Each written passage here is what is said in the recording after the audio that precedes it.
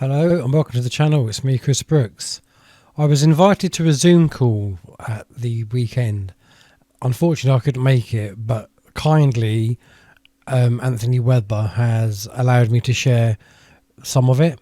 Now, obviously, because of ScrewTube and their ridiculous violation policies, this is a heavily edited version of the beginning of that Zoom call with Andrew Bridgen.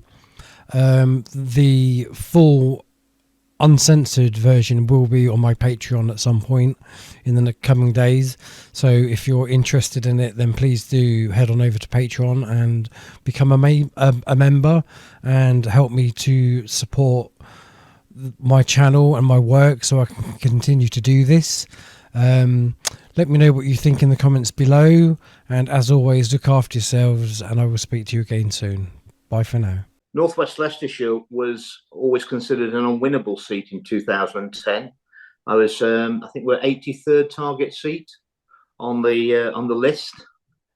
CCHQ didn't give me any money, and I actually got into politics. I was chairman of the Institute of Directors for the East Midlands, running my own business in the constituency of Northwest Leicestershire. I knew how bad the Labour controlled council were and how anti-business. And a load of my friends were small and medium-sized business owners as well. We used to meet in the pub every Friday night. And after the 2005 election, I'd given quite a bit of money to the Conservative Party. I think it was a £25,000 donation I'd made. I actually got into politics earlier than that by fronting up for the East Midlands on the No campaign and Business for Sterling to keep us out of the euro. I'd met all the Labour business ministers and they were useless. And my friends always moaning about the state of the country in 2005 after the election of another Labour government. And I think it was one pint of Marston's pedigree too many. And I turned around and said, well, we can't just keep moaning like this. We have to do something. So nothing's going to change. So we'll have to make it change. So you all stand for the council and your wives stand. I'll put up the money for the leaflets because we're not going to get any out of the Conservative Party. I'll stand for MP. It was such an unfashionable seat in Northwest Leicestershire. The association was down to about 50 or 60 members. They hadn't put a leaflet out in 10 years. When I spoke to the leader of the Conservative Councillors Group, which I think was 6 councillors out of 38, he said, we don't wear blue rosettes. We sort of pretend we're independents and get in that way. So it was pretty moribund. David Cameron came in 2008 and told me that the constituency was a dump and we're not going to win it and you're not having any money. So I told him, quite honestly, David, this is my home. So if that's what you think, please don't ever come to this constituency again and we will win. And he is a man of his word at times because he never came to my constituency ever again. And in 2007, we had the biggest swing in the local district council elections in the country against Labour. They'd had control since 1983 when the district was formed, and we took them down to 5 councillors in one night out of 38 and took control of the council, which the Conservatives had kept until the election. Well, they're still in control, but in a coalition where they expelled me from the party last year, and they actually lost the popular vote to Labour in my seat, having expelled me 2 weeks before the elections. But I won the 2010 election with the second biggest swing against Labour in the country, turning 4,500 Labour majority into 7,500 Conservative, confounded David Cameron's view of my constituency of Northwest Leicestershire and my home.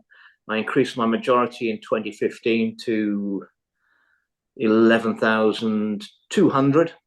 And in 17, despite Theresa May's death message manifesto and the granny tax, increased it to 13,300. I led Leave for the East Midlands in the Brexit referendum up against Ken Clarke, who was the Remain spokesperson for the East Midlands. In the end, there was only Ken Clarke's constituency that voted Remain. All the rest of the East Midlands constituencies voted to Leave with me. I was the one that told Boris on the morning of the day before the referendum, when he came to Ashby de la Zouch to meet me, I was the one that told him on a hot mic that we were definitely going to win tomorrow. And you should have seen Boris's face. That wasn't really the plan, I don't think. I think his plan was to lose. He argued with me, we're definitely going to lose. But I said, well, he said, well, it'll be close. I said, well, not round here. North West Leicestershire voted 61-39 to leave, and the East Midlands voted 59-41 to leave. And I was returned in 2019 with a majority of 20,400.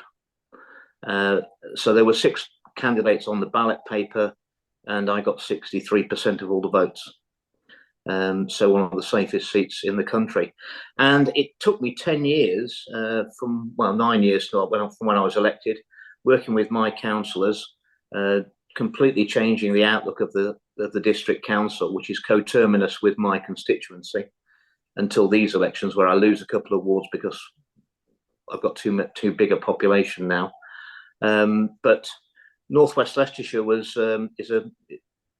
has its major conurbation is Colville, where I'm speaking to you from today, a gritty ex-mining town. And North West Leicestershire is always considered the poor relation of Leicestershire. We were the most economically deprived. Colville was the most deprived town in Leicestershire.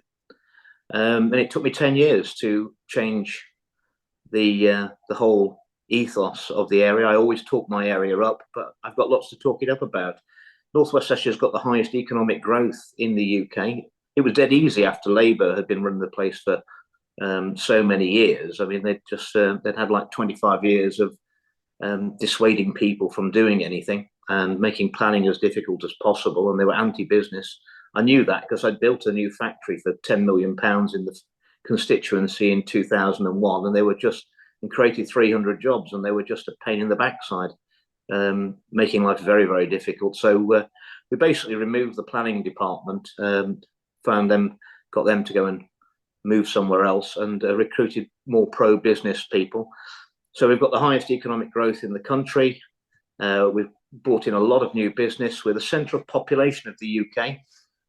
We've got an airport in East Midlands Airport. We've got the M1, the M42. A third of all the jobs are distribution and logistics, because if you want one big shed and you want to deliver to the UK, 4 hours lorry drive in any direction, you've got 84% of the chimney pots in the UK you can hit and get back in a day. So distribution. I'm also qualified, probably the only MP in Parliament who's qualified as a distribution manager and fleet manager myself, as part of my business experience when I was running my own business. And so it's 1.2 jobs now in the constituency for everyone of working age. So we're a massive importer of labour. We're now the only part of Leicester, Leicestershire and Rutland with above average UK salaries. And we built about 800 new houses a year. Part of that is that's kept the house prices manageable. So we're about UK average house prices with above average salaries. So that's the sweet spot for my constituents, which also means that on the satisfaction and happiness index, the poor relation of North West Leicestershire, which David Cameron, 16 years ago said was a dump, is one of the happiest places to live in the Midlands. And happy people tend to vote for the status quo, I hope. So everything was brilliant until after 6 weeks after the 19 election, when we got hit with COVID and all that uncertainty. I saw the lockdowns devastate the mental health of my constituents. I complained to the government that we were getting more suicides in a month than we normally had in a year, and I was told it was nothing to do with lockdowns. My degree is in genetics, virology, behaviour, biological sciences with biochemistry. That's what I specialised in. And I was pretty sceptical about the science behind the lockdowns and the masking and the mandates. And when I saw eminent scientists speaking out and they were being absolutely destroyed, their reputations traduced and being cancelled, I mean, that's not the way science works. Science has to be challenged. Any doctor that's qualifying this week will find that they'll be told at their last session before they're released on the public that half of everything they've been taught will be proven to be wrong within 10 years, and they've got to retrain all the time. And that's how science is. So when anyone tells you the science is settled on anything, that should be a big red flag, really. I voted in 2021 against Plan B, against the NHS mandates, against the masking, against everything. Partygate had erupted, and I was the first MP to say that Boris Johnson had got to go. It was clear that they had no worries about contracting COVID-19 and passing it on to their grannies. I'd been double vaccinated, and I've come to the conclusion that most of the politicians are either corrupted through inducements, or they are blackmailed into silence. I can tell you now that most of the MPs, despite their jeering in the chamber, they know that I'm absolutely right. Numbers of them have confided in me, but refused to speak out. They said that they weren't speaking out. They never have done. And the people at the very top, I don't think, took it. But I honestly don't believe that. Well, before I was thrown out of the Conservative Party, I had a meeting with one of the grandees who'd got the party line for me. I spent an hour and a half in his office. I thought he was an honourable man. He wasn't. He sold his soul. And at the end, he turned around and said to me, "Andrew, there's currently no political appetite for your views, and may well be in 20 years' time, and you're probably going to be proven right. In the meantime, you need to bear in mind that you're taking on the most powerful vested interest in the world, with all the personal risk for you that entails." They've been coming after me for a long time. I was the first MP to expose the Post Office Horizon scandal, which was a 20-year cover-up. At the end of that meeting, that I guess you're going to throw me out then, because I'm not going to stop talking about it, because I'm not going to let you do this. Democracy is not what you think. We are in a uni-party system where we have a bit of Punch and Judy politics, which is all pretty much choreographed as far as I can see. It creates the illusion of choice. There is no choice. All the horses are owned in the same stable there. Therefore, the owners don't mind whether the blue horse, the red horse, or the yellow horse wins, because they own them all. In 2 years ago, last January, when I spoke out about Plan B and everything, I was offered whatever I wanted.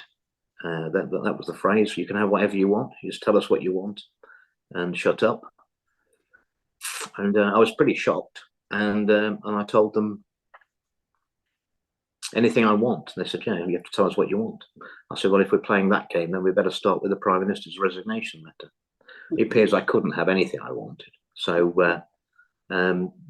since then, they just smeared me in the newspapers, cancelled me, and it's been a bit tough. But I'm pretty glad I'm where I am. I'm now standing as an independent. We're out competing, I think, on the ground with the quality of the leaflets. We're doing well on social media. Getting boards up is a problem, because a lot of people feel intimidated because of the smear campaign against me. That doesn't mean they won't vote for me, but a lot of farmers are very supportive privately, but they won't put boards up on their fields because they know that the establishment will come after them, just like they've come after me. An instance of the reach of the establishment. I mean, I'm the only MP who had to sell his house to HS2, mysteriously, and they did me for $500,000. Less than it owed me, and 310,000 less than I'd paid for it 5 years before. Despite not having had an insurance claim on my car for probably 25 years or 30 years, I can't get car insurance. I've got a certificate of 12 years no claims bonus, and my current wife is divorcing me, and I went to 6 lawyers, 7 lawyers, 3 in London, 2 in Ashby-de-la-Zouch, my constituency, and 2 in Colville. And they all refuse to take me on as a client. And they'll say it's because I'm a politically exposed person. It's not. It's because I'm taking Matt Hancock to court, and the legal profession are close ranks against me for that. But we have got him on the run on that defamation claim, and that can lead then to the Conservative Party and Sunak, who was a party to the defaming of me in the chamber and outside. So we're working very hard. what do we need? If anyone can make a donation to the fighting fund, that would be appreciated. I've got a website called www.abridgen.uk, and if you can come and help next week from Monday, we're delivering postal vote letters and election addresses to those postal voters. I've got about 16,000 of those to go out. There's probably 10,000 households, given that a lot of them are multiple votes in the same house by postal vote. So people with cars with sat navs will be very, very good next week, Monday to Thursday. We've got to get those out. We meet in Colville every day. Anyone who can help, if you could email my campaign team on contact@abridgen.uk, that would be really good. And I was told to speak for about half an hour, so I think we're probably pretty much there.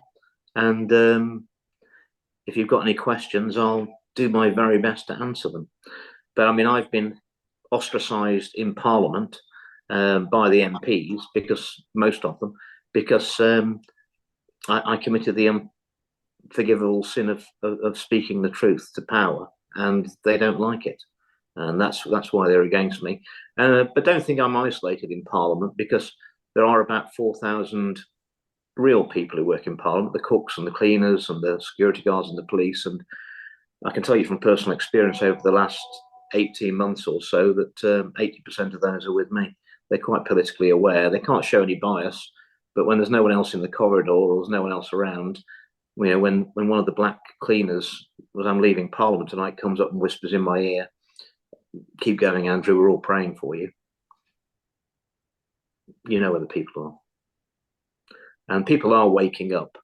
A lot more people have woken up than will ever admit it, because again, they're self-censoring because they daren't talk to their neighbours about it, because they feel intimidated, because they've seen the way that those who have raised concerns about the safety and efficacy of the vaccine, or net zero, or the immigration figures, how they're treated by the mainstream media as some sort of far right lunatic.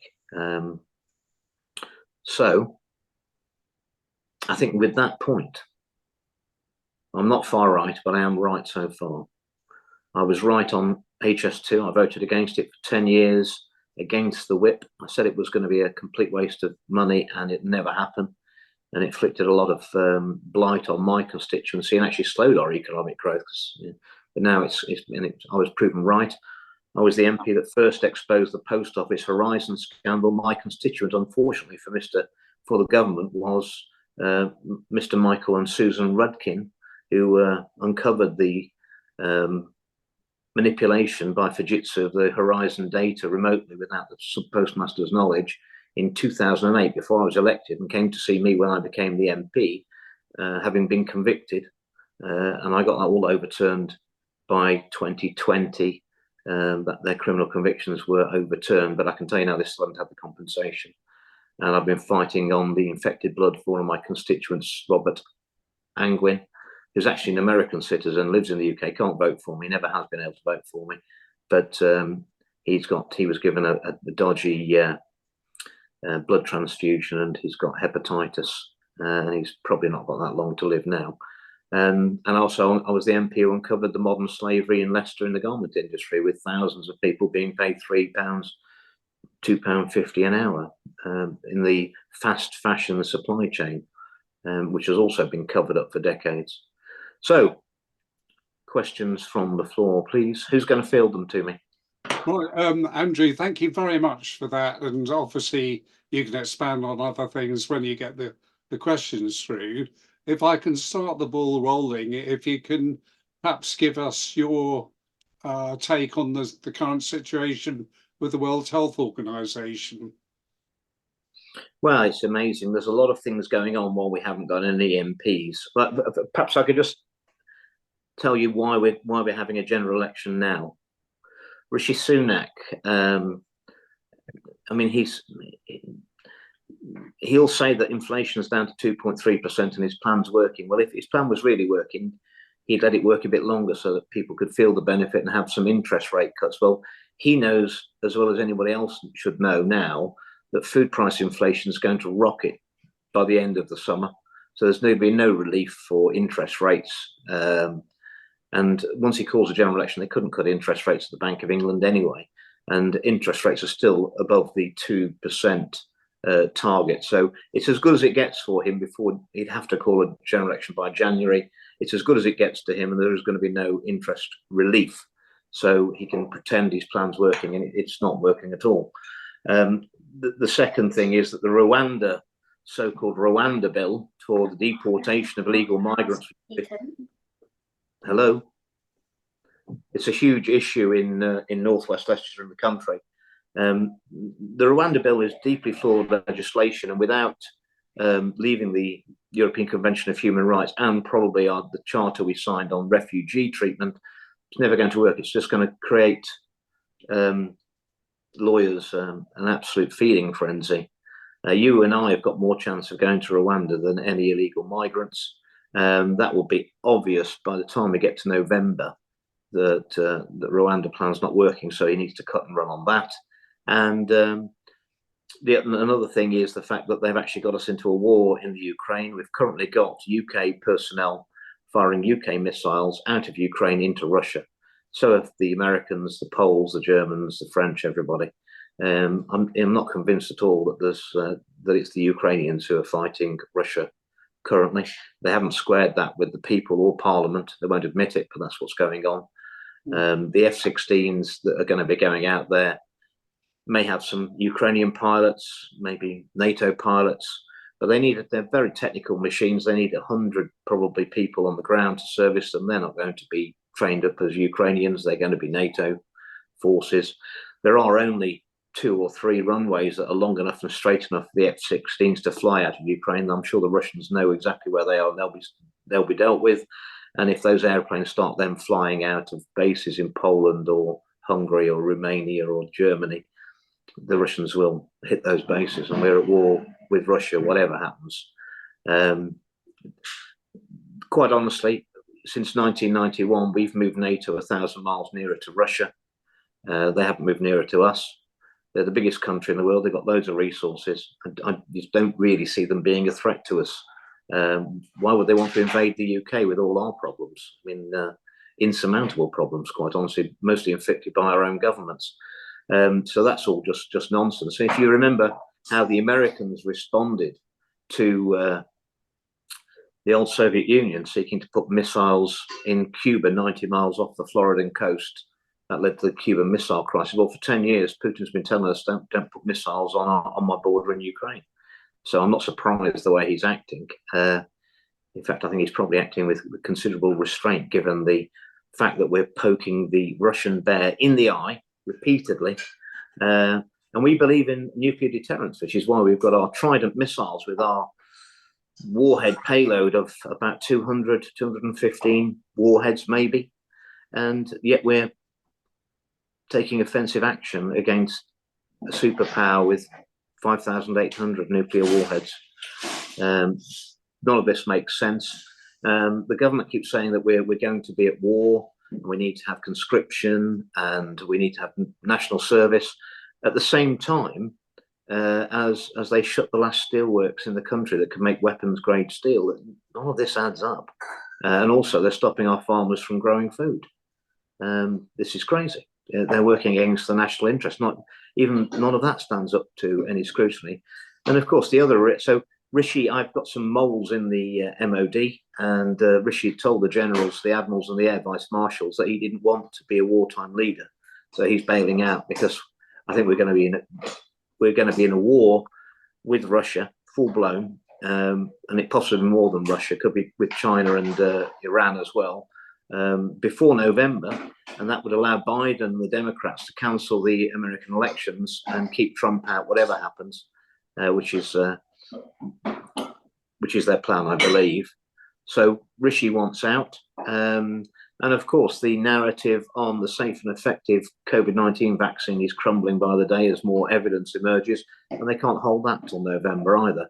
And as bad as they are in the polls, the Conservative Party, it would only get worse. So those are the reasons we've got a general election now. And it isn't a race between the blue and the red team for the finish line. They are both in the Uni Party. They don't want to talk about the WHO. They don't want to talk about excess tests. They don't want to talk about vaccine harms. They don't really want to talk about net zero.